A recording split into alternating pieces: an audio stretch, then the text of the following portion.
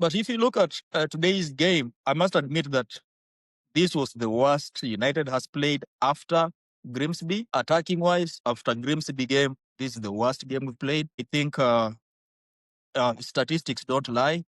Numbers show that we went toe to toe, maybe 15 to 13 attempts, 5 to 4 on target. XG, they had a better XG than United.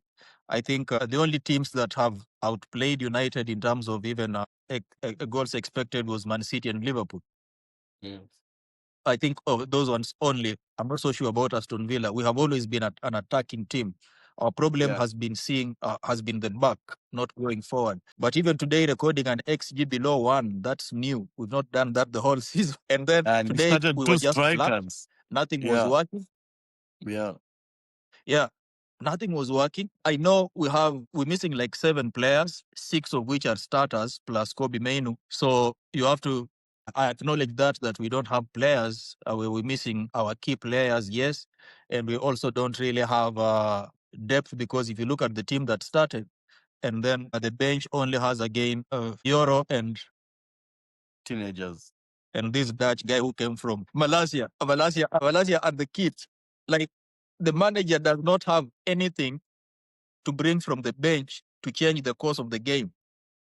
But before we talk about bringing anybody from the bench, where it does not look well for Amorim is that we took the lead. So if you take the lead versus Wolves, and you know very well these are winnable fixtures, Aston Villa is playing Arsenal, Chelsea and Liverpool are up there, and Chelsea have had a game that potentially they were going to win.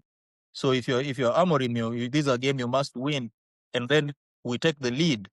The least you can do is to see away the lead. But then we give it away, and then we start the second half, and you pull out Zagzi. And I understand that Zagzi already has an agreement with the AS Roma, so the coach does not really trust him.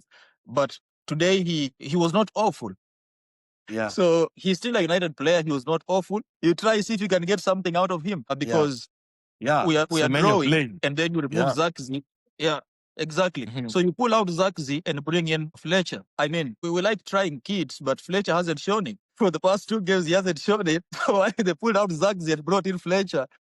It did not work out. And then they brought in another kid, Mantato, a 17-year-old, to give him a debut for almost 20 minutes. At that point, Wolves were just enjoying dealing with Fletcher and Mantato because there was nothing in there, and Cunha is not in form. So with Cunha not in form, there's no creativity at all. So the best thing would have been to see out that win. Like we did it against Newcastle, we still can do it.